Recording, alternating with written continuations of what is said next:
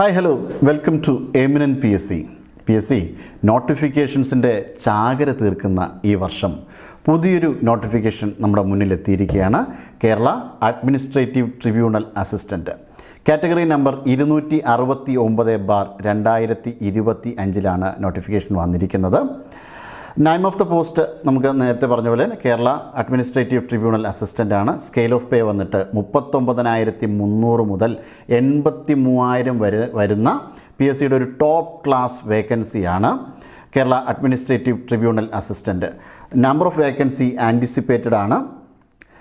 Then age limit വന്നിട്ട് 36 വയസ്സ് വരെയാണ്.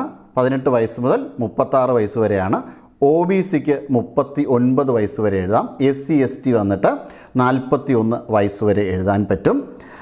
നമുക്ക് ഒരു ടൈം സ്പാൻ എടുത്തു കഴിഞ്ഞ് കഴിഞ്ഞാൽ 2/1/1989 1/1/2007 ഇടയിൽ ജനിച്ചവർക്കെല്ലാം ഈ പരീക്ഷ ജനറൽ കാറ്റഗറിയിൽ വിഭാഗത്തിൽ വരുന്നവർക്ക് എഴുതാനായിട്ട് സാധിക്കും.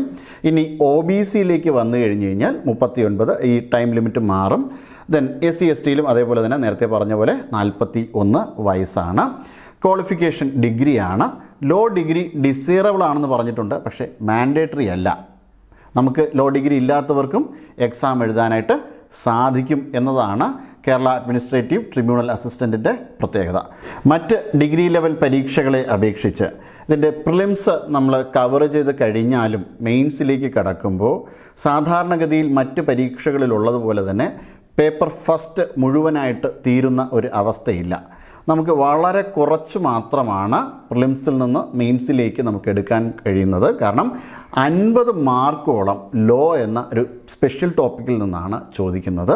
അപ്പോൾ നേരത്തെ നമ്മൾ പറഞ്ഞ പോലെ ലോ ഡിഗ്രി ഡിസൈറബിൾ ആണ്. അപ്പം ഡിസൈറബിൾ എന്ന് പറഞ്ഞു കഴിഞ്ഞാൽ അത്തരം ലോ ഡിഗ്രി ഉള്ളവർക്ക് ഈ എക്സാം കുറച്ചുകൂടെ വളരെ എളുപ്പത്തിൽ എഴുതാൻ പറ്റും. പക്ഷേ വളരെ നന്നായി പ്രിപ്പയർ ചെയ്യുന്ന ആൾക്കാരെ സംബന്ധിച്ചിടത്തോളം, ഈ കോമ്പറ്റീഷൻ സഹിച്ചുകൊണ്ട് മുന്നോട്ട് പോകാൻ പറ്റുന്ന ആൾക്കാരെ സംബന്ധിച്ചിടത്തോളം വളരെ നന്നായിട്ട് പെർഫോം ചെയ്യാൻ പറ്റുന്ന ഒരു അടിപൊളി പോസ്റ്റാണ് നമുക്ക് കേരള അഡ്മിനിസ്ട്രേറ്റീവ് ട്രിബ്യൂണൽ അസിസ്റ്റൻ്റ് എന്ന് പറയുന്നത്. നമ്മൾ നേരത്തെ സംസാരിച്ചതുപോലെ തന്നെ ഡിഗ്രിയാണ് ക്വാളിഫിക്കേഷൻ. അപ്പോൾ നമുക്ക് സിലബസിലേക്ക് ഒന്ന് കടന്നു കഴിഞ്ഞ് കഴിഞ്ഞാൽ കേരള അഡ്മിനിസ്ട്രേറ്റീവ് ട്രിബ്യൂണലിൻ്റെ പ്രിലിംസ് സിലബസ് എന്ന് പറയുമ്പോൾ നമുക്ക് മറ്റ് ഡിഗ്രി ലെവൽ എക്സാംസ് പോലെ തന്നെയാണ്. ഹിസ്റ്ററി 10 മാർക്കാണ്, ജോഗ്രഫി 5, എക്കണോമിക്സ് നമ്മൾ ആ പഴയ ഡിഗ്രി ലെവൽ സിലബസ് പോലെ തന്നെയാണ്. ഡിഗ്രി ലെവൽ സിലബസ് പോലെ തന്നെയാണ് കേരള അഡ്മിനിസ്ട്രേറ്റീവ് ട്രിബ്യൂണലിൻ്റെ സിലബസും വരുന്നത്. അതിലൊന്നും യാതൊരു മാറ്റവുമില്ല. പക്ഷേ നമ്മൾ മെയിൻസിലേക്ക് കടക്കുമ്പോഴാണ് ഈ കോമ്പറ്റീഷൻ്റെ ലെവൽ മാറുന്നത്. നമ്മളൊന്ന് നോക്കിക്കഴിഞ്ഞ് കഴിഞ്ഞാൽ നമുക്ക് മനസ്സിലാകും ഇതിന് എത്രത്തോളം കോമ്പറ്റീഷൻ ഉണ്ടെന്ന്. അത് ആ ലോയുടെ കാര്യത്തിലാണ് ഏറ്റവും അധികം കോമ്പറ്റീഷൻ വരുന്നത്. അപ്പോൾ നോക്കൂ, ഹിസ്റ്ററി 2 മാർക്ക് മാത്രമാണ് നമുക്ക് മെയിൻസിലേക്ക് പോകുമ്പോൾ കിട്ടുന്നത്. ജോഗ്രഫി ആയിക്കോട്ടെ 2 മാർക്ക് മാത്രമാണ്. എക്കണോമിക്സ് 2 മാർക്ക് മാത്രമാണ്. ലൈഫ് സയൻസും അതുപോലെ തന്നെ നമ്മൾ ഫിസിക്സൊക്കെ ഇത്രയും പഠിച്ചതിന് ശേഷവും 1 മാർക്കിന് മാത്രമാണ് വരുന്നത്. ഫിസിക്സും കെമിസ്ട്രിയും ലൈഫ് സയൻസ് പബ്ലിക് ഹെൽത്തും ഒക്കെ കഴിഞ്ഞ് കഴിഞ്ഞാൽ ആർട്ടും കൾച്ചറും സ്പോർട്സും ഒക്കെ അടങ്ങുന്ന വലിയൊരു ടോപ്പിക്കിൽ നിന്ന് 1 മാർക്ക്, കേവലം 1 മാർക്ക് മാത്രമാണുള്ളത്. ബേസിക് കമ്പ്യൂട്ടർ ഒരുപാട് വലിയ ലെങ്തി ആയിട്ടുള്ള സിലബസാണ്. അതിൽ നിന്നും ഇതേപോലെ തന്നെ 1 മാർക്കാണ്. അവിടെ ഒരു എക്സെപ്ഷൻ ഉള്ളത് കറണ്ട് അഫേഴ്സാണ്. 8 മാർക്കിന് കറണ്ട് അഫേഴ്സ് ഇന്ന് ചോദ്യം വരുന്നുണ്ട്. ദെൻ സിമ്പിൾ അരിത്തമെറ്റിക് മാത്സും റീസണിങ്ങും ചേർത്ത് 10 മാർക്ക് വരുന്നുണ്ട്. അവിടെയും നമുക്ക് വലിയ പ്രശ്നമില്ല. ജനറൽ ഇംഗ്ലീഷിൽ നിന്ന് 10 മാർക്കിനുണ്ട്. റീജിയണൽ ലാംഗ്വേജിൽ നിന്ന് 10 മാർക്കുണ്ട്. പക്ഷേ ലോയിലേക്ക് കടക്കുമ്പോൾ നോക്കിയോളൂ, 50 മാർക്കിന് അവിടെ നിന്ന് ചോദ്യം വരികയാണ്. 50 മാർക്ക്. അതിൻ്റെ മോഡ്യൂളുകൾ ഒന്ന് ശ്രദ്ധിച്ചു കഴിഞ്ഞ് കഴിഞ്ഞാൽ നോക്കുക. ആദ്യം തന്നെ jurisprudence, legal theory, principles of legislation, legislative drafting and ഇൻ്റർപ്രിട്ടേഷനിൽ നിന്ന് 5 മാർക്കിനാണ്. ദെൻ അത് കഴിഞ്ഞ് കഴിഞ്ഞാൽ കോൺസ്റ്റിറ്റ്യൂഷണൽ ലോ എന്ന് പറയുമ്പോൾ നമുക്ക് ഒരു ചെറിയ ആശ്വാസം എന്ന് പറയുന്നത് നമ്മൾ കോൺസ്റ്റിറ്റ്യൂഷൻ പഠിക്കുന്നു, കവർ ചെയ്യുന്നു മറ്റ് പരീക്ഷകൾക്കും എന്നതിലാണ്. അപ്പോൾ കോൺസ്റ്റിറ്റ്യൂഷണൽ ലോയിൽ നിന്ന് 5 മാർക്കിനാണ് വരുന്നത്. അത് കഴിഞ്ഞ് കഴിഞ്ഞാൽ നമുക്ക് യാതൊരു സാധാരണ PSC ആസ്പിരൻറ്റിന് ഒരു ആശ്വാസത്തിൻ്റെ വകയുമില്ല. Then major substantive and procedure ലോസിൽ നിന്ന് IPC CRPC വരുന്നത് 5 മാർക്കിനാണ്.